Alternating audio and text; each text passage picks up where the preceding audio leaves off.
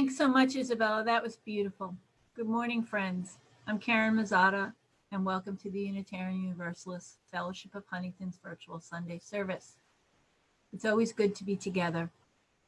We are streaming live from multiple locations, so please be patient with any technical difficulties you may see or hear. We'd like to take this time to give a shout out to our new UUFH Office Administrator, Lauren Knoll.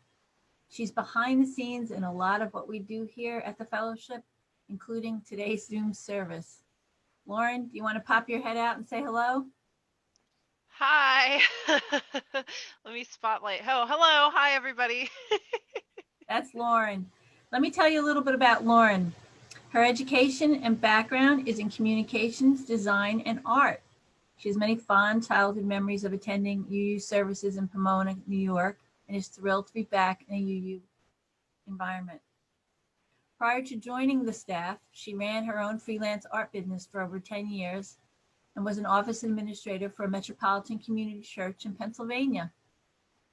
Lauren still works on a freelance art from time to time. While she does art for a variety of clients with different requests, Lauren mostly creates digital illustrations and focuses on body positivity, self-love, and social justice in her artwork. Thank you, Lauren. Needless to say, we are thrilled to have you join the UUFH staff. For today, Lauren will be joining our 11:30 virtual fellowship hour. So please take this opportunity to stop in and say hello. The Zoom link for fellowship hour will be posted during our service in the chat area as usual. Please grab a cup of coffee, a drink, a beverage, go to the bathroom, do what you need to do, and join us at 11:30, and Lauren will be joining us today. More welcomes. We'd like to extend a special welcome today to visitors who will be joining our virtual service for the first time, as well as any newcomers who are returning. If you are new to our congregation and want to speak to someone to learn more about us, please contact Lauren, our office administrator. She can be reached at office@uufh.org. If you have a pastoral matter, you can contact our minister, Reverend Jude Geiger, at minister@uufh.org. Please know that whoever you are, whomever you love, and wherever you are on your life's journey, you are welcome here. A few quick announcements. As you consider where and how you'll shop this holiday season, we hope you'll keep in mind our new fair trade fundraiser with Serve International. That's SERRV, Serve International. Serve helps break the cycle of global poverty through fair and ethical trade of crafts made by artisans and farmers worldwide. The online catalog is filled with beautiful handicrafts and food items for the holidays, the home, the garden, and gifts. And the bonus here is that the fellowship will receive 20% of your order. You'll need to remember to use a UUF code, though, when you order. So the details involving this little step, it's not a big deal. Don't be afraid, but the details of all of this are in this week's flash and then on our website under the news and events section. It's the Serve International Fair Trade fundraiser. And tonight is Huntington's 49th annual Community Interfaith Thanksgiving service, which is being hosted by the Reverend Edward Sheridan. He's the pastor of St. Anthony of Padua in East Northport. That's at 7 p.m. via Zoom. This is always a wonderful service of celebration of music and prayer from all our local faith traditions. Nearly 15 congregations are participating, including our own fellowship, and representatives from Buddhist, Hindu, Jain, and Sikh traditions will also be there. To pick up the link to join the service, you can go to this week's flash. There's details about it there, as well as look at our Facebook page. There's an event for it. And that's our fellowship Facebook page at uufh.org. That's the Thanksgiving service tonight at 7. And today's service, the reason why we're all here, will be led by our wonderful minister, the Reverend Jude Geiger. Now I invite you to settle into your bodies and quiet your minds as we breathe deep together and settle into our time of worship. Please join me in saying our mission statement. The words will be up on the screen. In religious community, We nurture our individual spirits through caring for one another and helping to heal the world. And please join in singing our affirmation.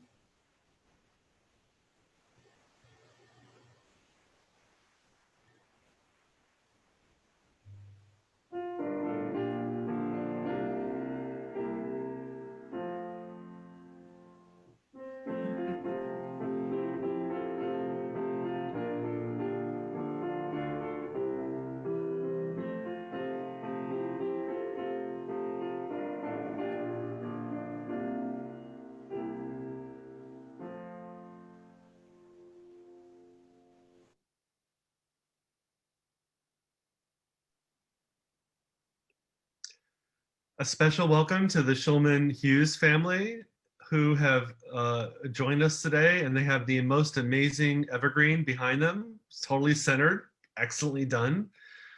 Love it. Our words are from the Reverend Bruce Southworth, who is Minister Emerita of Community Church in New York City. For the gift of this day and for our community of spiritual nurture and compassion, we give thanks. We light this chalice as a symbol of our faith. May our many sparks meet and merge in communion of heart and soul.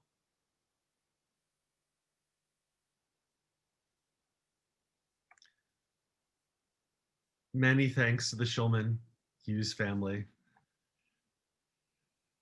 Our first story comes from Tapestry of Faith. It's in our grade school curriculum, one of them, Creating Home. The story is called The Memory Table. 7-year-old Stephen dragged his backpack down the unfamiliar pathway to his new house. School was over for the day, but Stephen was not looking forward to going home.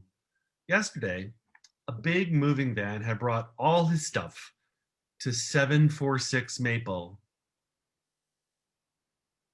Street. Sorry, I had a pause there because those numbers are inverted for my address growing up in my own home. So that was a little bit of a stun. I didn't realize it before. Yesterday, a big moving van had brought all his stuff to 746 Maple Street, and inside would be a mess of half-emptied boxes. This morning, he had found his toothbrush, but no toothpaste. Mom said it was in a different box. Stephen felt lonely and sad. Everywhere he had been all week was new. He did not recognize faces at his new school. The new house did not greet him the same way as the old house. As Stephen crossed the threshold of his new home, he slammed the new door and thought, even the door slams differently.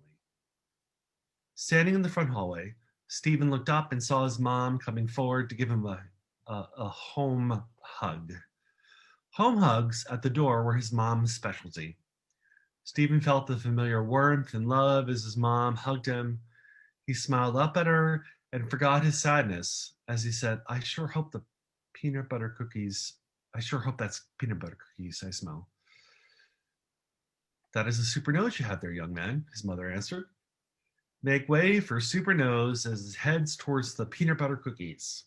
Close behind is Wondermouth that will eat those cookies. Stephen yelled as he sailed down the hallway toward the smell of peanut butter cookies. In the kitchen, Stephen stopped and stared. Everything was put away, and by the window was their very own kitchen table. This rough pine table had been in his kitchen as long as he could remember. It had 2 chunky legs on the ends, which his mom always said made it easier to push in the chairs. Around the table were 4 chairs with thick legs and padded seat covers with chickens on them. Stephen walked to the table and saw the red permanent marker spot from when he was 2 years old and started to draw without paper. At the end of the table, there stood a napkin holder he made in crafts at day camp and the funny chicken salt and pepper shakers from his grandmother's house. In front of the salt and pepper shakers, with the funny chicken, was the stained glass chalice he made at his old church. Right in the middle of the table was a hollow spot from the marble slab his mom used for cutting out Christmas cookies. Next to the hollow was a huge plate of his favorite peanut butter cookies. Stephen smiled as he sat down. His mom came over to the table with 2 glasses of cold milk and sat down with him at the familiar table in her usual spot. I know you've been sad, Stephen. You're missing all the things and exhausted by all the new things. How are you feeling now? Stephen munched a cookie for a moment and answered, I was sad until I saw the table. What did the table do to make you feel better? Asked his mother. I started thinking about all the things that happen at this table. We have Thanksgiving here, relatives, and that can happen the same here too. And the grace we say at this table will be the same, even if it's in a new place.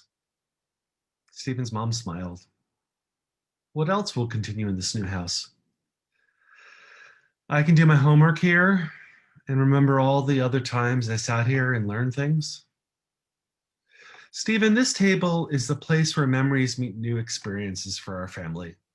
Our home is the place where we eat together, grow together, and learn together. Even if the building where we meet is new, the good things that happen in our family home don't change. Stephen paused. Then he said, Mom, can we light my chalice so I can remember all the times learned at our old church? We're going to find a new church, aren't we, Mom? Stephen's mom went to a drawer and got a match. Yes, Stephen, she said, we will find a new faith home, just like our family home. The rituals of our new Unitarian Universalist faith home will bring good memories. Let's light the chalice and say our affirmation from Sunday school together. Stephen carefully lit the stained glass chalice. His mother helped him say the familiar words. We are the fellowship of the open mind, the loving heart, and the helping hands. Stephen felt warm and comfortable saying the words with his mom. His heart now knew that he had many old memories to bring along with him as he went into new places. And each new place would provide new experiences that would become memories as his family created a new home.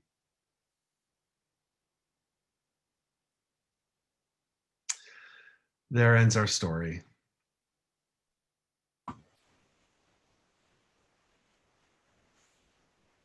Being Present by Elena Westbrook. Let every moment be a prayer. With every sip of tea, let your lips move in thanksgiving. Be fully present to every stroke of the hairbrush, every cup of milk you pour for the children. Be present without judgment or regret, without plans or expectations or even dreams. And every moment becomes a prayer.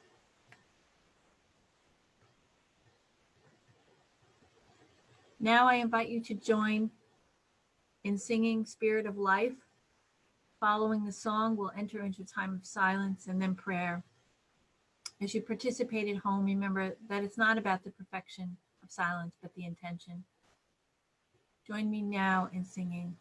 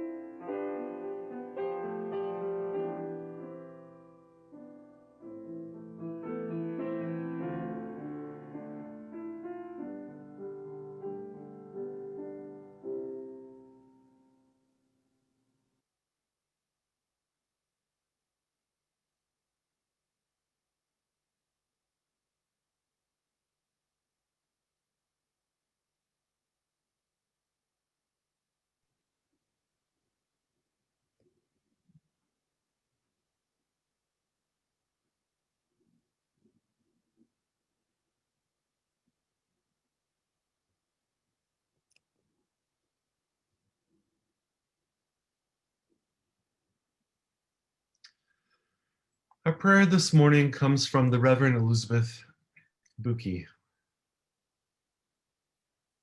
A world of beauty and love is coming, entitled. Spirit of life, love which holds us, we gather in reverence and thanks for you. We are grateful for the gift of another breath and for each moment of connection, beauty, and truth. Cry with us in our pain for the world. Remind us that we are loved just as we are. Remind us that we are connected with all that is. Remind us that we do not journey alone. Give us what we need for today, and call us back to our promises, commitments, and values. Help us love ourselves and each other, and to show that love in our actions. Make us instruments of justice, equity, and compassion. Free us from all that is evil. We declare that life and love are stronger than tyranny and fear, that a world of beauty and love is coming, and we must shape it together. May it be so, and amen. We hold in our hearts this hour Christine Pisani, who is in the hospital these days and appreciates all of her friends who have reached out. And we also celebrate the marriage of Mary and David in our choir, who I had the joy of celebrating their wedding here in Huntington yesterday. Many happy years to come for both of them and their family. I invite the gathering this hour to lift up the names of all those we wish to hold in our hearts this hour. The Kellogg family, Christine Pisani and Vani, Don and Misty, Naomi, Lorraine and Tony, Tom,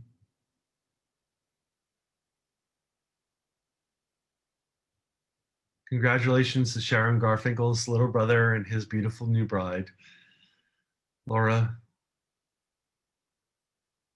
Christine, and wishes for her swift return home. Jeff and Jessica,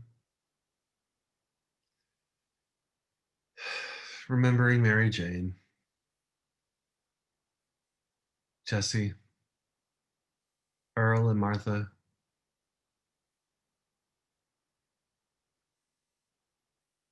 Connie remembers Grandma and Nonina. The Drazia family lifts up Lily's fish Kiki. Margot, Laura, Jacqueline, Eva, Lois, Seidel, Janie and Paul, Alice and Dick Richardson, children everywhere, Rachel, Kyle, and Megan, Bill, Florence,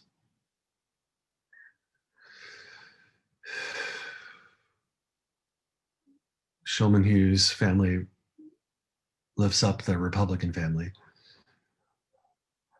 Cindy, Marianne Polichetti,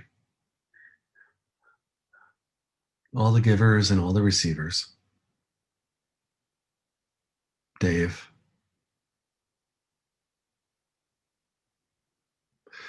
Christina Heinemann remembers her husband's father, whose donation of his body, the UNC Medical School was honored by med students this week.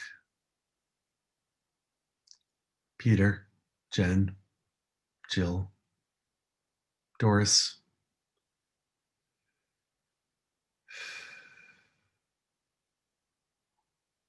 Conrad Komeltz lifts up his dad.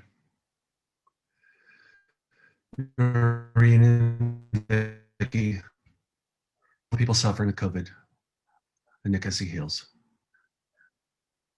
Gary and Selena. For all these names spoken aloud and for all those that are written silently on the tablets of our hearts, we pray.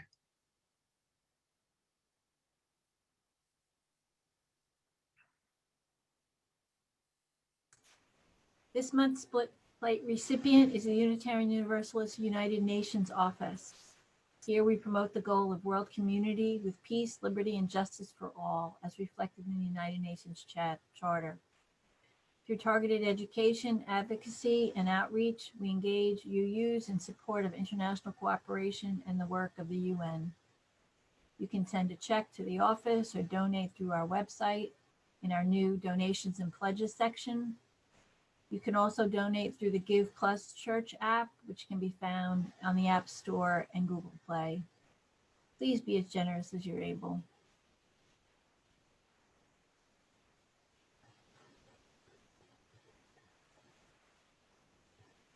A meditation. Blessings on Those Staying Home by Reverend Linda Barnes. We're staying home. Love has never asked this of us before. We're staying home. This is our gift to humanity. Let us wish each other well. For those staying home, I offer you this blessing. May you grow a deeper understanding of your own worth. For those staying home alone, dear one, leaven the aloneness with gentle care, for this too shall pass. May you be blessed with a peace and serenity. May you find the courage to reach out to hear another's voice and to remember others need you too. May you be well. For those staying home together, I offer you this blessing. May you find moments of patience and grace in your relations.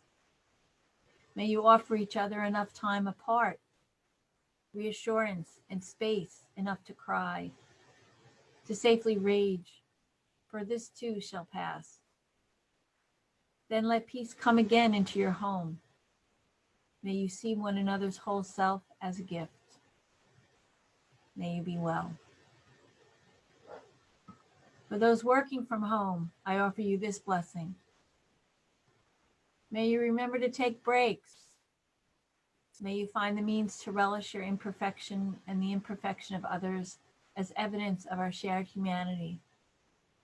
You are enough, even when there isn't enough. Make order in your days, and then let it go. May you be well. For those staying home with children, I offer you this blessing. May you find humor and compassion in your days. There will be learning of a different kind, deeper, no doubt, unexpected for sure. May there be patience and forgiveness again and again and again. For this too shall pass. May you all remember the deep love that brought your family into being. May there be peace and understanding in your home. May you be well. May we be well. And may it be so.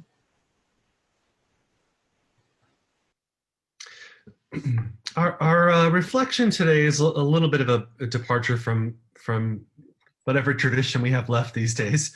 It's an excerpt from a 2000 the men's lecture at General Assembly from 2000. It's about the founding of the Dedham Church in Massachusetts. Religiously, Unitarians are directly descended from Puritans and Pilgrims who settled Massachusetts beginning in 1620. Although those colonists perceived themselves to be settling a wilderness, they were actually Wampanoag, Pequot, Narragansett, and Mohican tribes that live in the area. Colonists gave little thought to accommodating those people, believing that they had a superior style of living and religion. Tensions and violent confrontations arose between the colonists and the native peoples as a result of the increasing number and size of colonial settlements on native lands, and from efforts to convert Indian people to Christianity. When they arrived from England to settle, colonists duplicated the arrangement of English towns, building their houses close together with fields surrounding the town. Generally, the colonists who settled a particular town came from the same place in England and knew one another. By contrast, the settlers of Denham came from different places in England and were unacquainted. This is the story of how they came to form a church and a town. By 1637, about 30 English families were newly settled in Dedham. They were not acquainted with one another prior to the founding of Dedham because they had come to New England on different ships from different parts of England and had lived for a while in different towns. They had come to Dedham to form a new township with the permission of the General Court of Massachusetts. To settle this parcel of American land, they first had to design a town government so they could legally allot fields for growing crops and smaller town lots for building houses. After they had built pens for the animals, planted initial crops, built houses, unpacked or pegged together furniture, and so on, they began to think of founding a congregation. But they had been working so hard, they really hadn't had time to get to know one another well. In other words, except for the fact that many of them, though not all, were farmers, these people were something like present-day suburbanites, almost all of whom may have moved quite recently to where they now live. Certainly, if suburbanites of today think they might want to start a new UU congregation, they will have to start by talking with strangers, maybe much like themselves religiously, maybe not, but who certainly do not know each other in any depth. So guess what these New Englanders did in 1637 to get to know each other and to approach gently, slowly, some very profound and personal religious issues. They set up a weekly series of neighborhood meetings, lovingly to discourse and consult together, as it's quoted, and prepare for spiritual communion in a church society, that we might be further acquainted with the spiritual tempers and gifts of one another. Their meetings were held on Thursday at several houses in order, in rotation. Anybody in town who wanted was welcome to attend. The account in the Dedham Church record lists the questions the people in 1637, not yet a congregation, discussed at their weekly meetings, which continued for a whole year. Several features of this event, the author says, are intriguing. For example, we all know the New England colonists were a people of the book, the Bible, but they did not begin to talk about a church by talking about the Bible.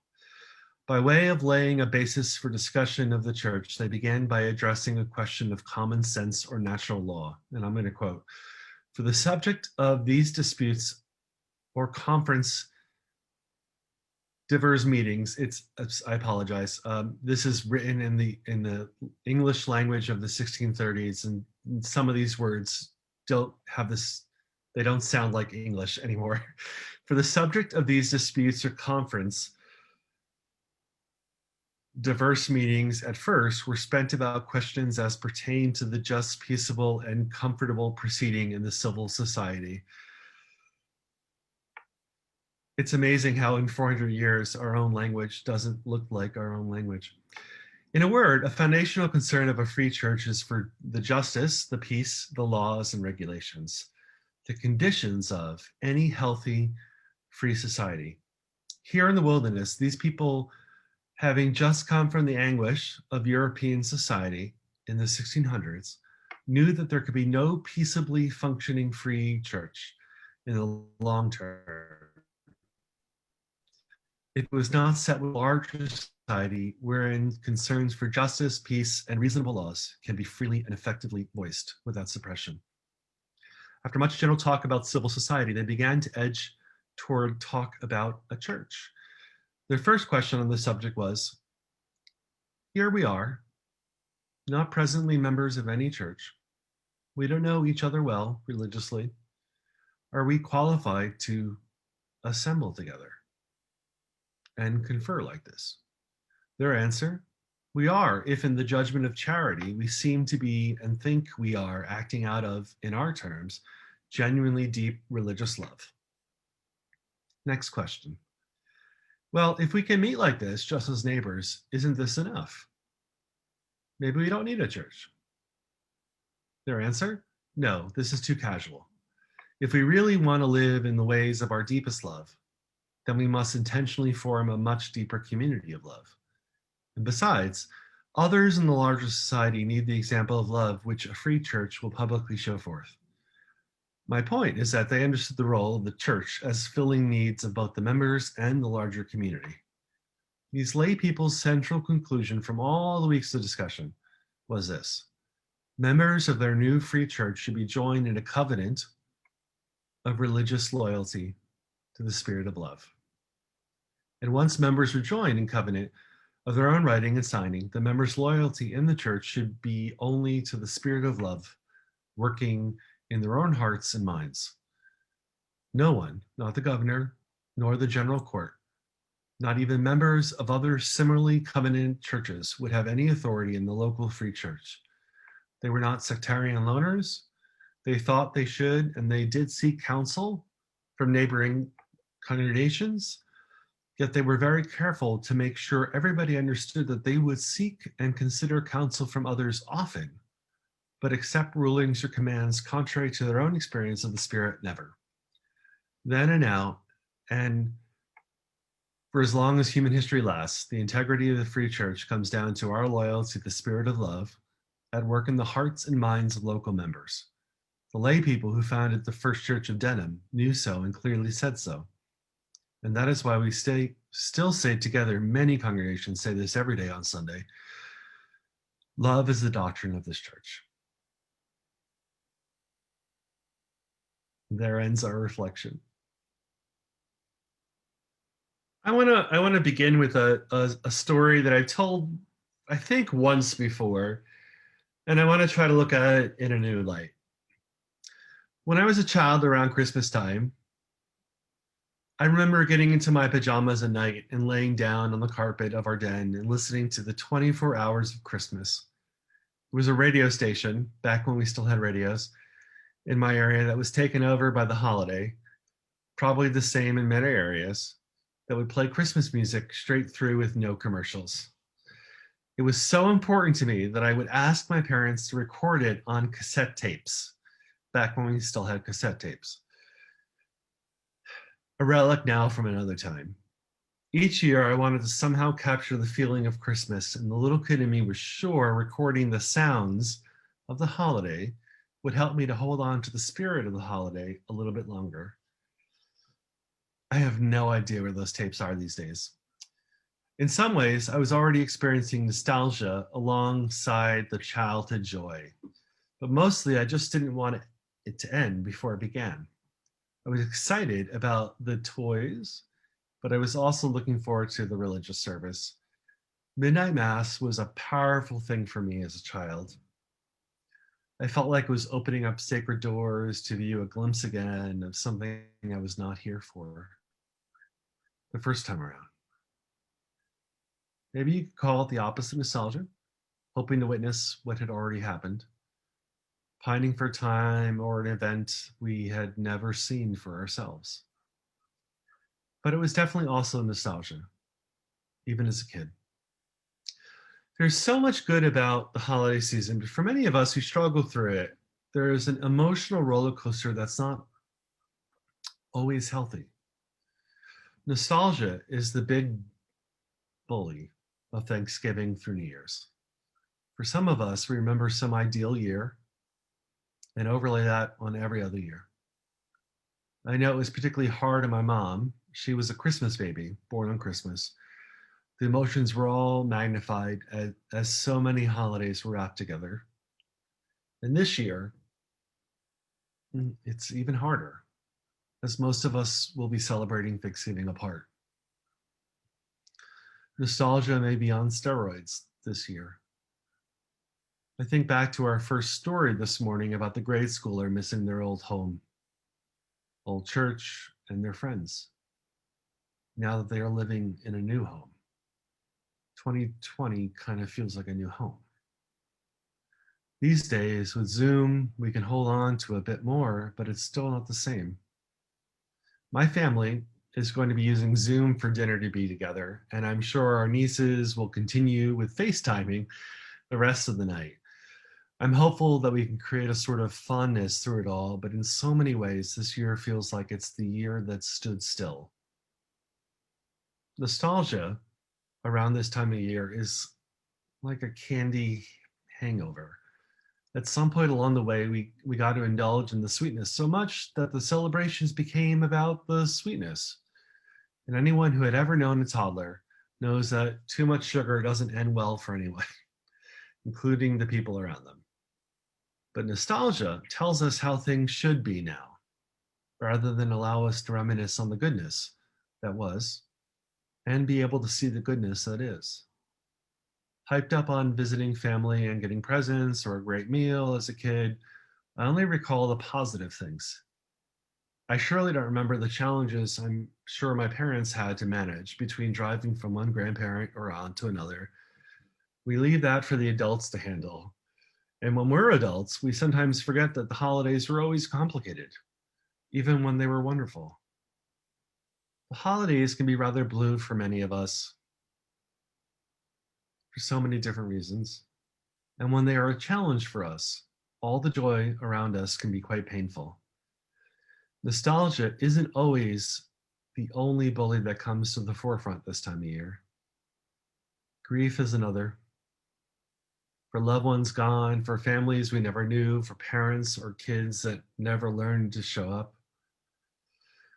That pain is real, and we can't wish it away. Grief abides no schedule nor path. We can only attend to it as best we can when it comes to our door again as a guest. Expected or unexpected. If this is what makes your season blue, please be gentle with yourself. Reach out to your friends, your community. We're all here for you.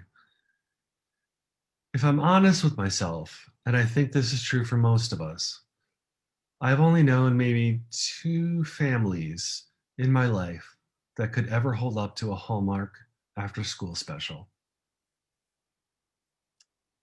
So it's not rational to make that the marker. And yet I know most of us do that very thing.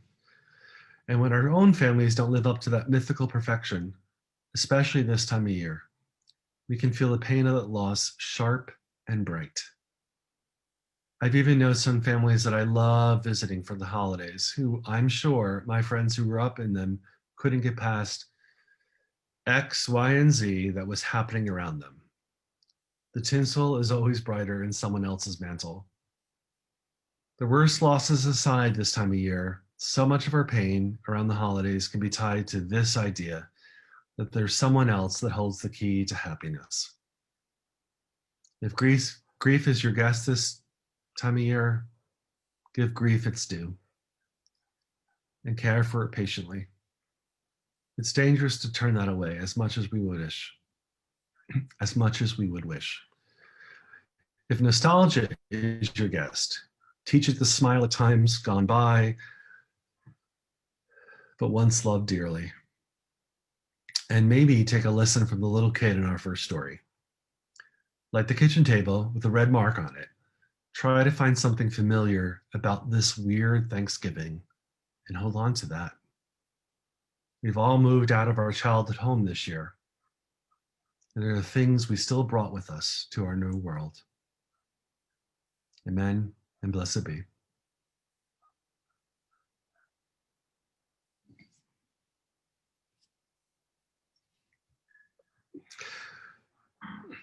We welcome back the Schulman Hughes family to extinguish our chalice.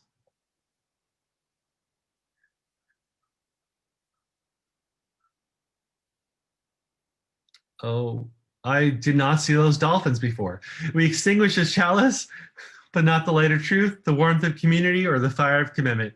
These we carry in our hearts till together again. Oh, that's a whale and a dolphin. My mistake. Thank you, Schulman Hughes family.